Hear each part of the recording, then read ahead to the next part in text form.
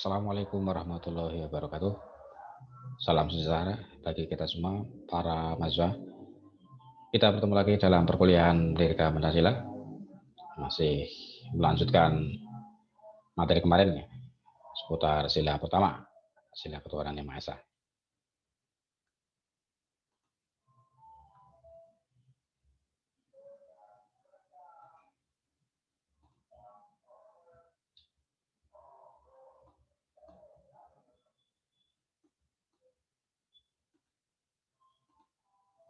Ya, ini materi kita hari ini. Nah, tujuan utama dari nilai ketuhanan adalah menciptakan keselarasan ya, antara rakyat yang mempunyai keyakinan agama yang berbeda. Jadi bagaimana agar kehidupan beragama di Indonesia ini terjadi keselarasan, keharmonisan, ya. Tidak terjadi ketimpangan dalam hal perlakuan terhadap semua pemeluk agama. Agama merupakan aspek yang sangat fundamental ya bagi manusia Indonesia ya, sehingga ini perlu dijaga betul ya agar kehidupan beragama ini di Indonesia bisa harmonis ya, selaras ya, tidak terjadi konflik atau tidak terjadi benturan-benturan antar umat beragama yang bisa berakibat kurang baik ya bagi kehidupan kita sebagai bangsa dan negara. Sehingga ini dijaga betul ya sebagai amanat dari sila pertama. Nah, ini saya mengutip beberapa hal ya tentang bagaimana ciri-ciri manusia ya seperti yang diharapkan pada nilai-nilai ketuhanan yang Maha Esa ini ya. Ya, ini karena kita masih belajar terus ya, kita belajar kepada para ahli begitu. Nah, menurut Sumantri ini bahwa ciri-ciri manusia yang berketuhanan yang Maha Esa adalah ya selalu mengalami pencerahan ya, tercerahkan ya jiwa pikirannya hatinya ya dengan cahaya ketuhanan gitu ya. Nah, terus kemudian juga toleransi ya, ini nanti akan kita bahas sendiri ya tentang toleransi ya, berpandangan luas ya, hormat, kerjasama, harmonis, keadilan, kebenaran, kewajaran, kenetralan, dan kebijaksanaan. Ini nilai yang luhur ya.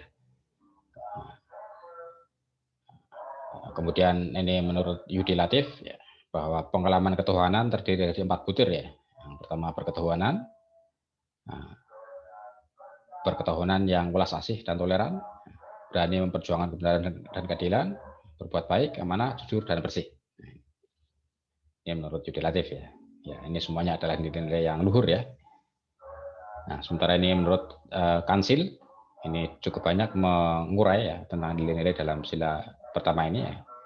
Nah, sikap percaya dan takwa kepada Tuhan sesuai dengan agama dan kepercayaan masing-masing ya, berdasarkan kemanusiaan yang adil dan beradab, hormat menghormati ya, dan bekerjasama antar pemeluk beragama ya.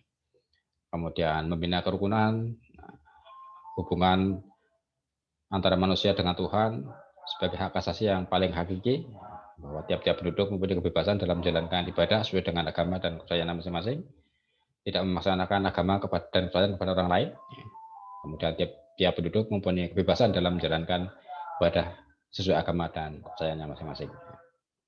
Ini sudah banyak kita pelajari ya di jenjang-jenjang pendidikan sebelumnya ya, saya kira ya ini. Ya kalau dulu ada P4 ya zaman saya itu. Penataran P4 isinya ya seperti ini ya, nilai-nilai yang seperti ini ya. Nah, kita secara khusus akan membicarakan tentang toleransi tadi ya sebagai salah satu nilai yang penting ya yang atau terkandung di dalam sila pertama ini ya. Jadi, bagaimana sih toleransi dalam praktik bernegara ya dalam kondisi masyarakat yang beragam, yang majemuk gitu. Nah, ini ada beberapa istilah ya. Ada toleransi, kesenasiban, dan solidaritas. Ini beberapa istilah yang memiliki hubungan ya. Nah, yang pertama toleransi. Toleransi ini berarti membiarkan orang lain berpendapat berbeda, melakukan hal yang tidak sependapat tanpa diganggu. Jadi intinya kebebasan atau memberikan kebebasan kepada orang lain gitu ya. Nah, dalam hal beragama berarti memberikan pesan kepada pemeluk agama lain untuk meyakini agamanya, keyakinannya, dan untuk beribadah sesuai dengan agamanya itu ya. Kita beri kebebasannya, tidak kita ganggu, ya. Tidak kita ya komentari ya, tidak kita ejek misalnya gitu ya. Ya kita hormati ya pemeluk agama lain yang sedang melakukan atau mempraktekkan ya ajaran agamanya. Gitu.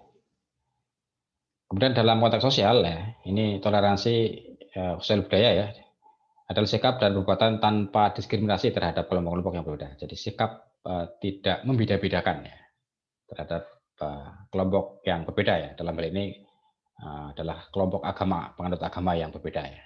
Jadi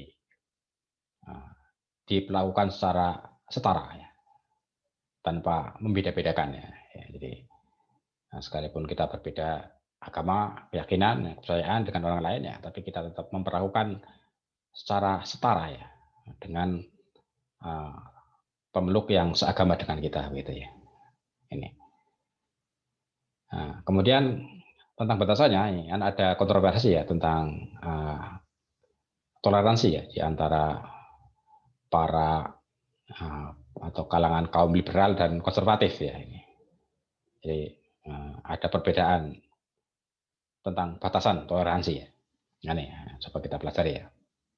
Itulah yang sering menjadi atau menimbulkan paradoks toleransi ya, karena ada perbedaan tentang batasannya ya. Nah, satu sisi ada kelompok yang batasannya lebih longgar, tapi pada sisi lain ada satu kelompok yang batasannya sangat ketat misalnya gitu ya. Nah, sehingga tidak jarang terjadi atau kita mengalami paradoks ya dalam memahami toleransi ini ya. Atau kayak kadang-kadang kita bingung juga gitu ya. Ini batasan toleransi itu yang seperti apa ya? Nah, dalam istilah ya, itu ada perbedaan antara teori toleransi politis dan toleransi etis. Ya. Misalnya ya, dalam praktek kenyataan ya, yang sering kita jumpai ini ada perbedaan ya antara toleransi yang sifatnya politis dan toleransi yang sifatnya etis ya atau berkaitan dengan etika. Nah, di ranah politis atau di wilayah politis atau dalam pengertian yang bersifat politis ya, ini ada istilah tolerasi ya tadi yang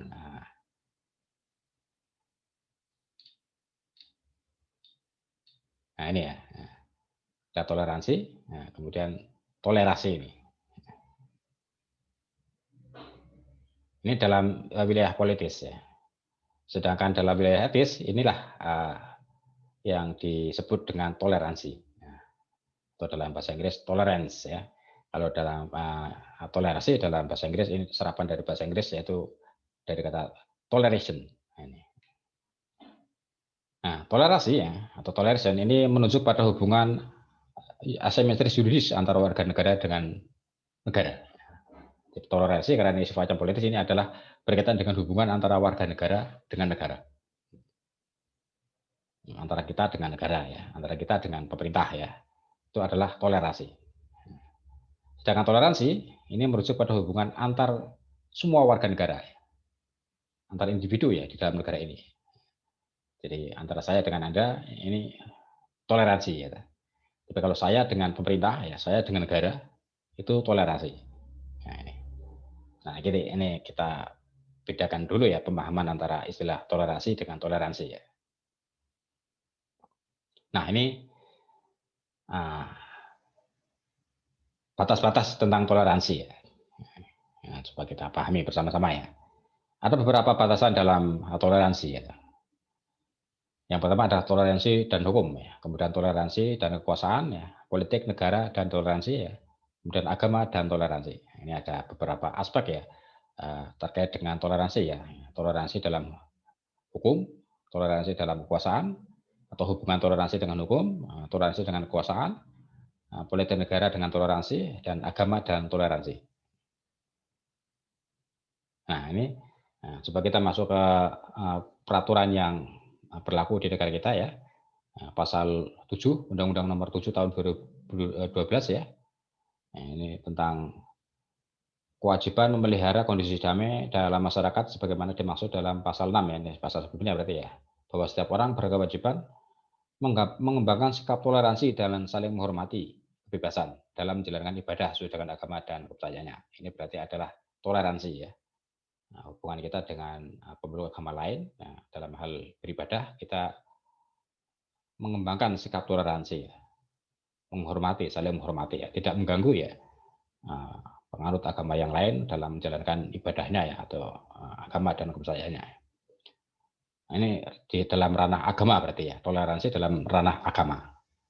Nah, kemudian juga toleransi dalam ranah perbedaan suku, bahasa, adat, istiadat ya, orang lainnya.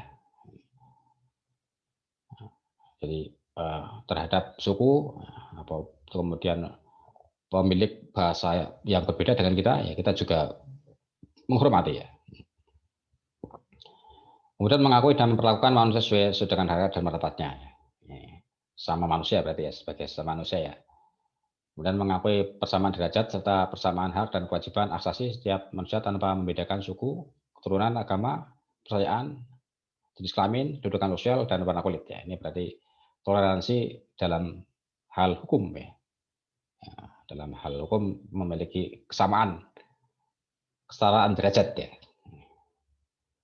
Dan mengembangkan persatuan Indonesia atas dasar Kebhinneka Tunggal Ika. Ini berarti toleransi dalam konteks politik ya, negara ya, negara atau ya kepentingan negara ya, politik dengan negara ya. Kemudian menghargai kebebasan dan pendapat dan kebebasan orang lain. Ini ya toleransi dalam hal kebebasan berpendapat. Gitu. Nah, ini acuan kita dalam bertoleransi ya, sesuai dengan undang-undang yang berlaku saat ini.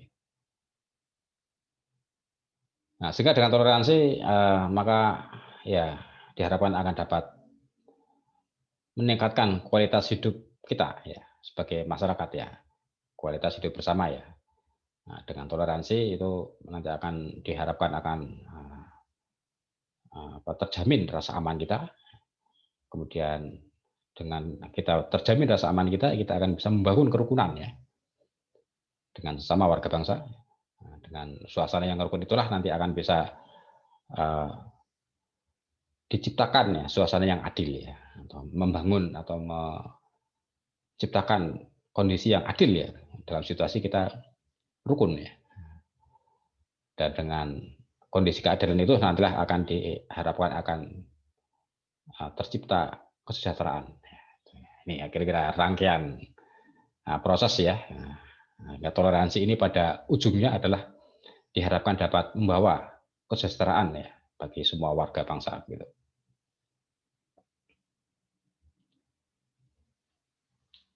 Nah, kemudian ini ya, karena ini sila pertama ya, jadi kita akan secara khusus membahas toleransi ya dalam hal keberagamaan ya. Nah, ya ini atau dalam hal kemajumukan ya bangsa negara kita ya, keberagamaan ya atau pluralitas ya, kondisi kemajumukan sebagai sebuah masyarakat ya. Nah, toleransi memudahkan kita untuk berpikir secara jernih ya tentang keragaman. Jadi kalau kita sudah memiliki sikap yang toleran, ya, kita akan bisa bernalar secara jernih ya tentang kemajumukan masyarakat kita ya. Nah, seringkali kemajumukan ini sebagai sebuah realita bisa kita terima ya. Kita menerima ya bahwa bangsa ini sangat berbeda ya. Dari Sabang sampai Merauke ya itu ya banyak sekali perbedaannya. Itu kita terima ya. Kita berbeda agama ya, kita terima ya. Kita berbeda latar belakang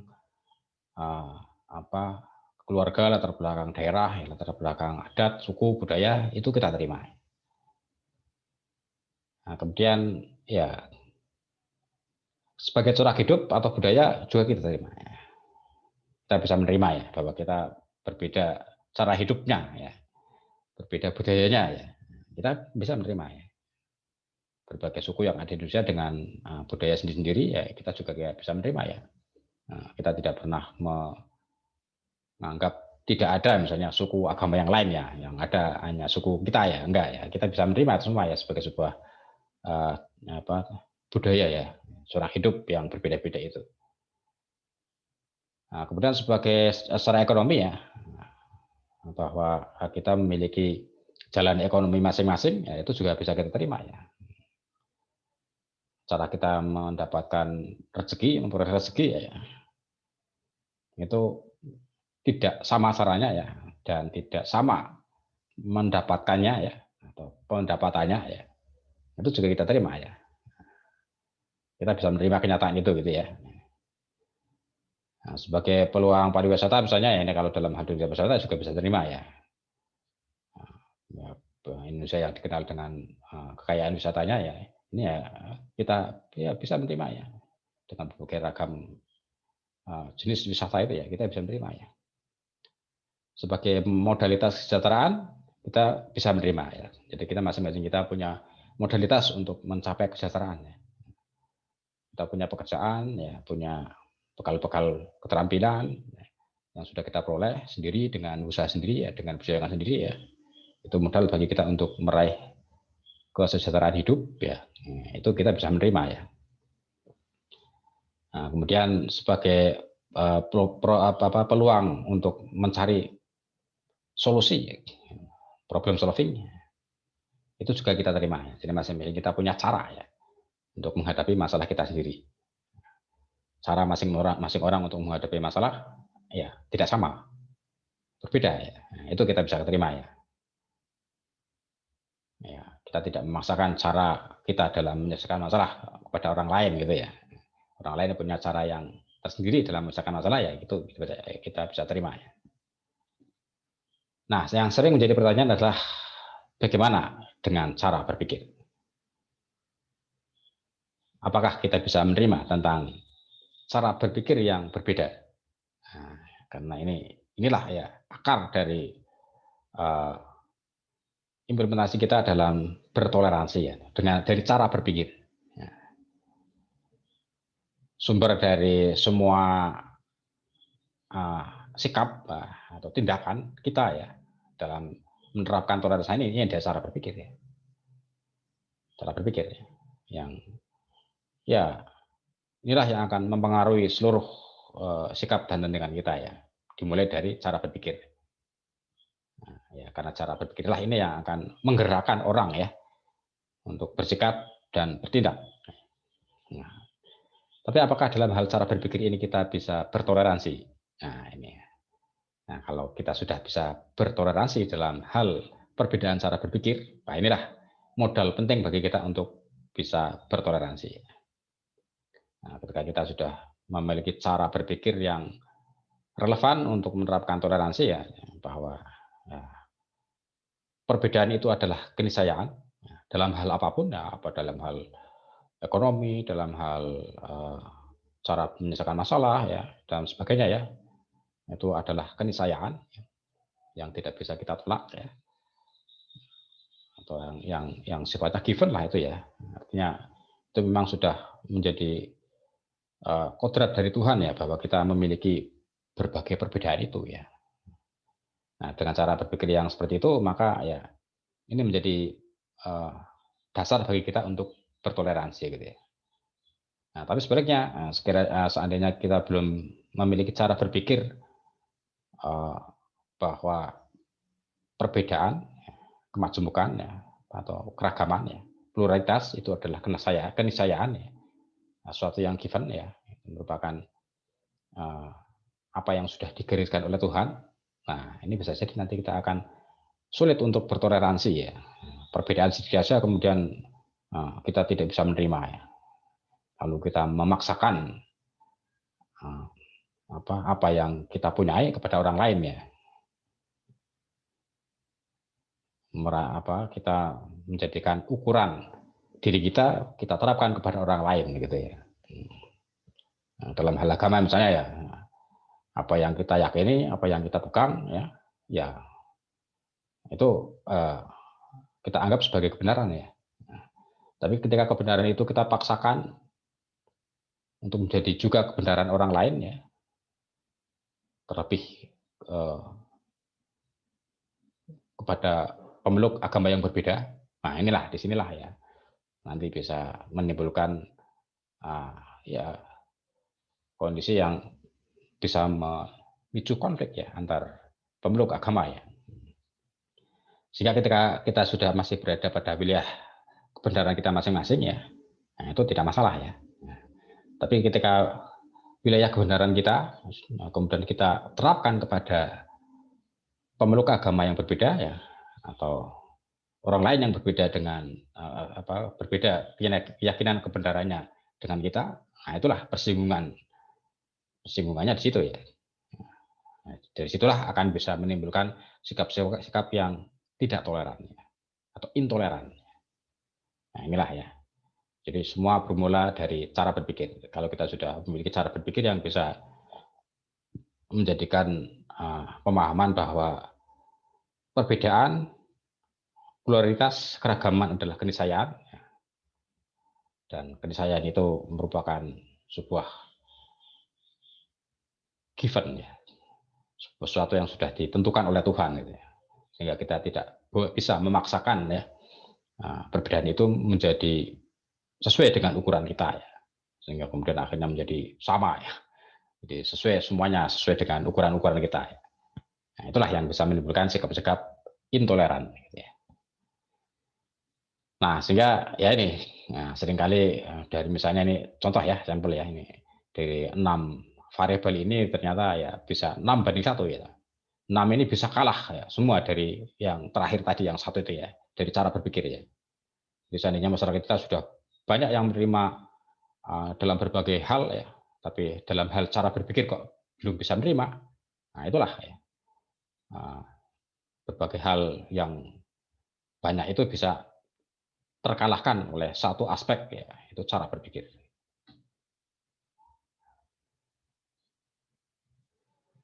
Ya, memang bahwa kenyataan masyarakat yang majemuk ini akan sulit untuk mencari titik temu ya. Jadi, mencari titik persamaan di antara berbagai perbedaan itu tidak mudah ya.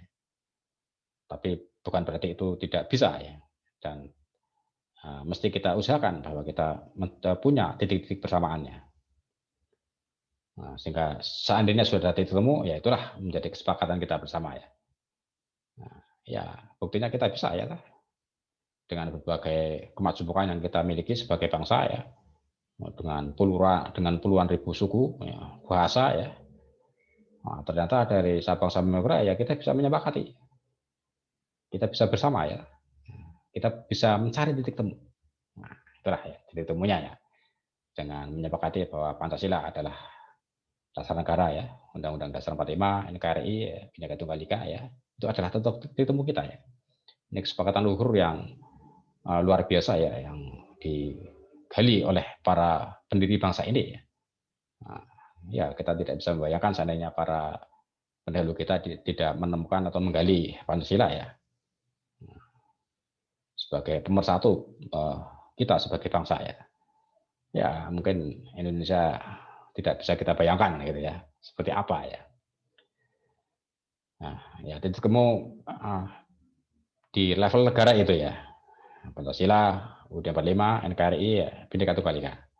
Nah, sementara di tingkat masyarakat, ya, ini titik temunya bisa pada semangat-semangat bersama, ya, semangat-semangat dalam kehidupan bersama ya, semangat untuk guyup, ya, hidup bersama, rukun, toto, titi, tentrem, utara harja. Ya. Ini jadi semangat kebersamaan gitu ya, untuk mencapai kesejahteraan bersama.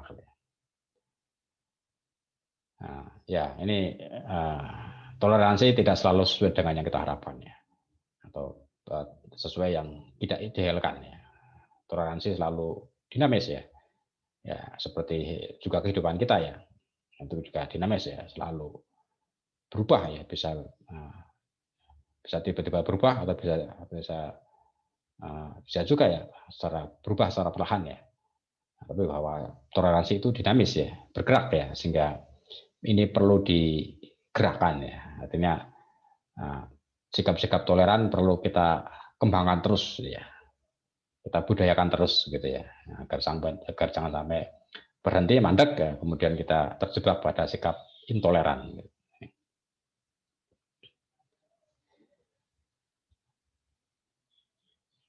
Nah, ini itu toleransi ya. Nah, kemudian berikutnya adalah solidaritas ya. Ini tadi sudah ada di depan ya gambarnya ya. Jadi penerapan toleransi di wilayah kehidupan bernegara antara lain kebinekaan warga negara dalam satuan hukum dan pemerintahan. Jadi ini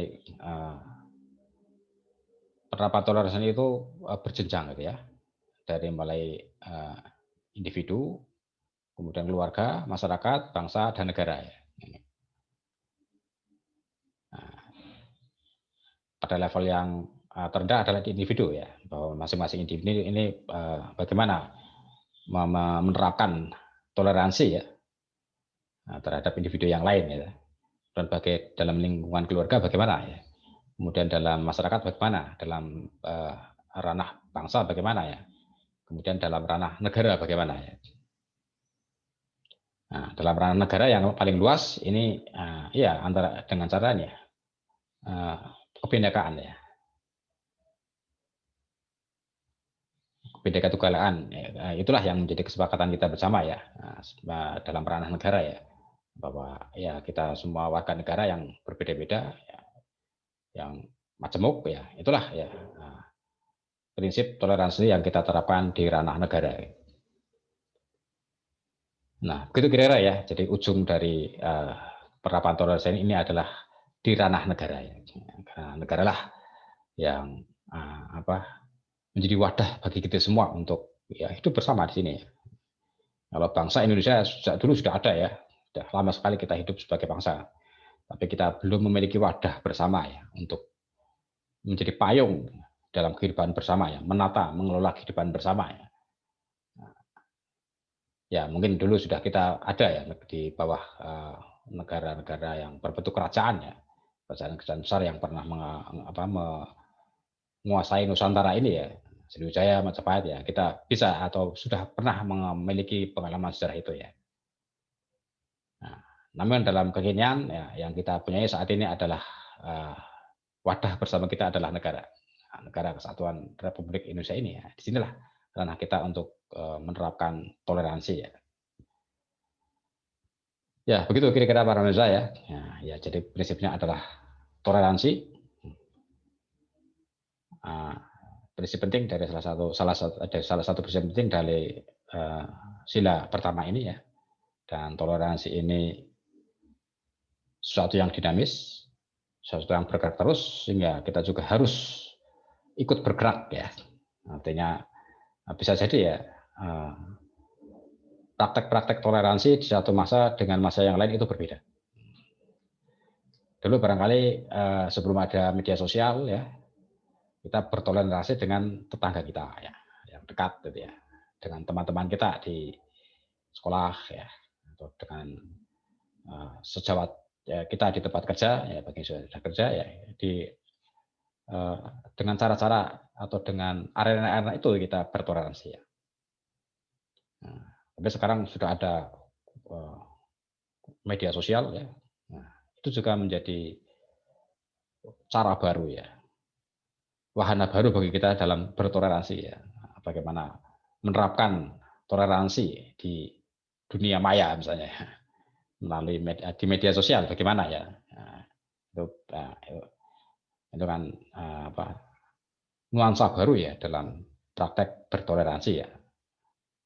Ya, kita mungkin masing-masing punya pengalaman ya yang berbeda ya di dunia maya misalnya. Kalau Anda aktif di dunia maya, bagaimana kita bertoleransi di dunia maya gitu ya. Ya, baiklah, begitu kira-kira para pemirsa ya. Ini kelanjutan dari materi kemarin masih seputar sila pertama Pancasila. Baik, kita akhiri pertemuan ini, kita lanjutkan pada pertemuan berikutnya ya. Semoga bermanfaat ya. Assalamualaikum warahmatullahi wabarakatuh.